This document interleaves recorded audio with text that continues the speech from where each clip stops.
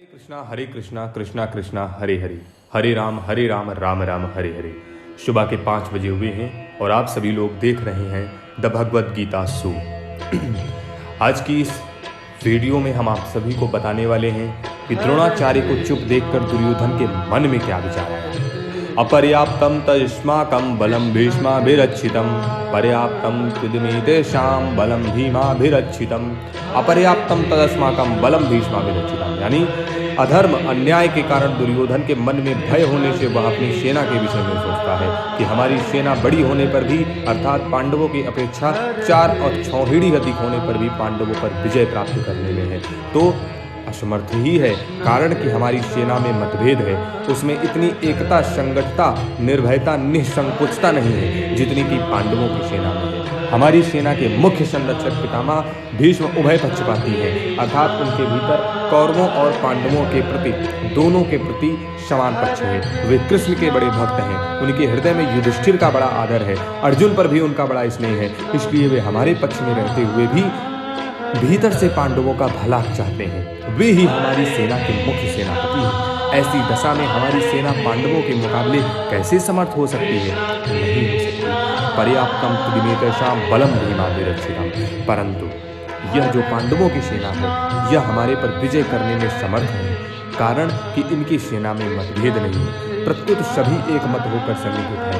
इनकी सेना का संरक्षक बलवान भीमसेन है, जो कि बचपन से ही मेरे को हराता आया है। ये अकेला ही मेरे शहीद 100 भाइयों को मारने की प्रतिज्ञा कर चुका है, अर्थात ये हमारा नाश करने पर तुला हुआ है। इसका शरीर वज्र के समान मजबूत है, इसको मैंने जहर पिलाया था तो भी यह मरा नहीं। ऐसा यह भीमसेन पांडवों की सेना का संरक्षक है, इसलिए ये सेना वास्तव में समर्थ है, पूर्ण है। यहाँ एक शंका हो सकती है कि दुर्योधन ने अपनी सेना के संरक्षक के लिए भीष्म जी का नाम लिया, जो कि सेनापति के पद पर नियुक्त हैं, परंतु पांडव सेना के संरक्षक के लिए भीमसेन का नाम लिया, जो कि सेनापति नहीं है। इनका समाधान यह है कि दुर्योधन इस समय सेनापतियों की बात नहीं सोच रहा, किंतु दोनों सेनाओं के शक्ति के विषय में सोच रहा है कि किस सेना की शक्ति अधिक है। दुर्योधन पर आरंभ से ही भीमसेन की शक्ति का, बलवत्ता का अधिक प्रभाव पड़ा हुआ है, अतः वह पांडव सेना के संरक्षक के लिए भीमसेन का ही नाम लेता है। अर्जुन कौरव सेना को देखकर किसी के पास न जाकर हाथ में धनुष उठाते हैं। गीता पहले अध्याय का 20वां श्लोक होगा जाती है। पर दुर्योधन पांडव सेना को देखकर द्रोणाचार्य के पास जाता है और उनसे पांडवों की व्यूह रचना युक्त सेना को देखने के लिए कहता है। इससे सिद्ध होता है कि दुर्योधन के हृदय में भय बैठा हुआ है। भीतर में भय होने पर भी वह चालाकी से द्रोणाचार्य को प्रसन्न करता है, उनको पांडवों के विरुद्ध उकसाना चाहता है। कारण कि दुर्योधन के हृदय में अधर्म है, अन्याय है, पाप है। अन्यायी पापी व्यक्ति कभी निर्भय और सुख शांति से नहीं रह सकता, यह नियम है। परंतु अर्जुन के भीतर धर्म है, न्याय है, इसलिए अर्जुन के भीतर अपना स्वार्थ सिद्ध करने के लिए चालाकी नहीं, भय नहीं, किंतु उत्साह है, वीरता है। तभी तो वे वीरता में आकर सेना निरीक्षण करने के लिए भगवान को आज्ञा देते हैं कि हे अच्युत, दोनों सेनाओं के मध्य में मेरे रथ को खड़ा कर दीजिए। ये पहले अध्याय का 21वां श्लोक हम आपको आगे की वीडियो में बताएंगे।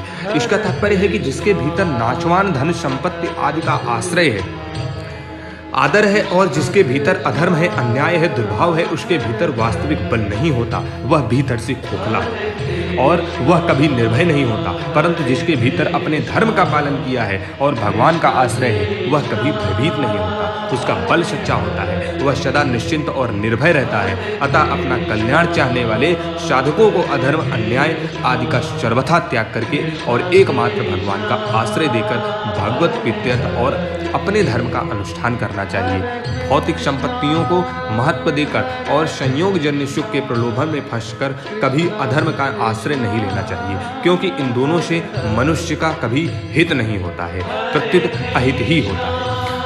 अर्जुन ने शस्त्र अस्त्रों से सुसज्जित नारायणी सेना को छोड़कर निशस्त्र भगवान श्री कृष्ण को स्वीकार किया था और दुर्योधन ने भगवान को छोड़कर उनकी नारायणी सेना को स्वीकार किया था।